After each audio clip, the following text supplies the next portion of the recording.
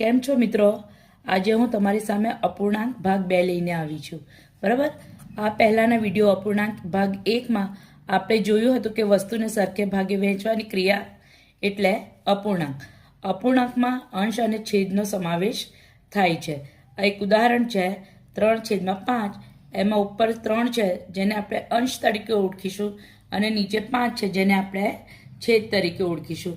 બરાબર? આટલું પુનરાવર્તન મેં તમને કરાવી દીધું.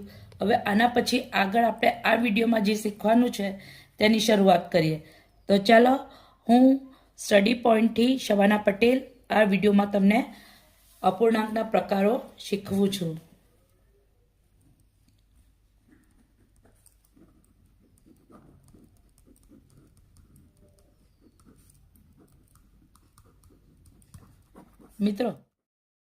મિત્રો અપૂર્ણાંકના 5 પ્રકારો હોય છે.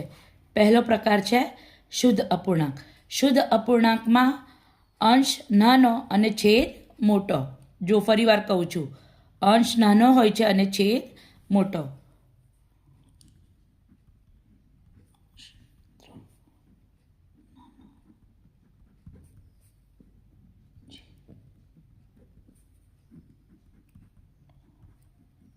બરાબર? તો આ રીતે આપણે યાદ રાખવાનું છે કે શુદ્ધ અપૂર્ણાંક એટલે કે જેમાં અંશ નાનો હોય અને છેદ મોટો હોય.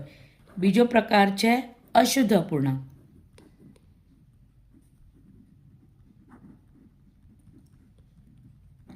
અશુદ્ધ અપૂર્ણાંકમાં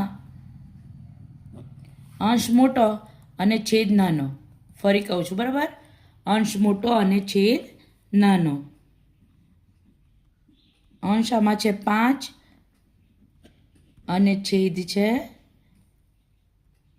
2. બરાબર? તો આમ અંશ મોટો હોય અને છેદ નાનો હોય તેથી આને શું કહેવાય? અશુદ્ધ અપૂર્ણાંક. હવે ત્રીજો પ્રકાર છે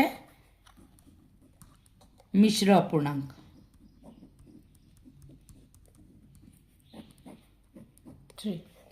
મિશ્ર અપૂર્ણાંકના ઉદાહરણ છે મિત્રો 4.2 4.2. બીજું ઉદાહરણ છે 5.4. હવે ચોથો પ્રકાર છે સમછેદી અપૂર્ણાંક.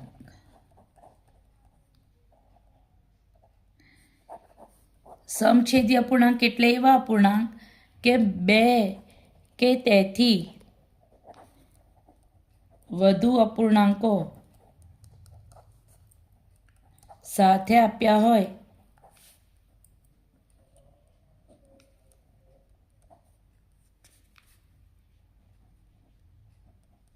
ત્યારે તેની તુલના કરવા.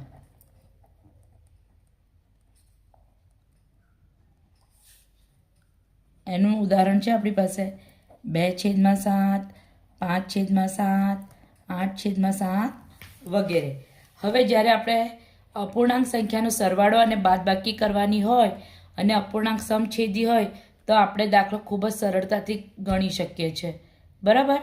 હવે પાંચમો પ્રકાર છે વિષમછેદી. વિષમ એટલે જુદું, સમ એટલે સરખું. વિષમછેદી અપૂર્ણાંક.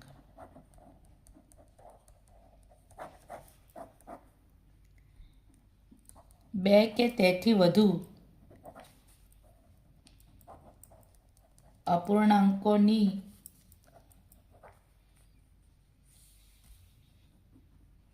તુલના કરતી વખતે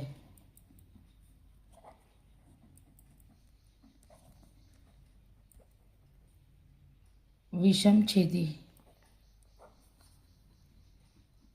અપૂર્ણાંક જાણી શકાય છે.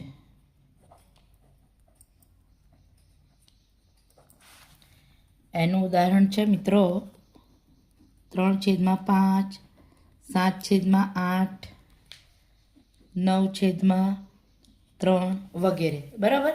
હવે આમાં શું છે કે જ્યારે છેદ જુદા જુદા હોય તો સરવાળો બાદબાકી કરતી વખતે પહેલાં છેદને સરખા કરવા પડે અને છેદને સરખા કરવા માટે આપણે શાનો ઉપયોગ કરવો પડશે? આપણે લસાઅનો ઉપયોગ કરવો પડશે. લસા આ સંખ્યાઓનો અવયવ પાડી અને ત્યાર પછી તેનું સરવાળો બાદબાકી કરી શકાય છે.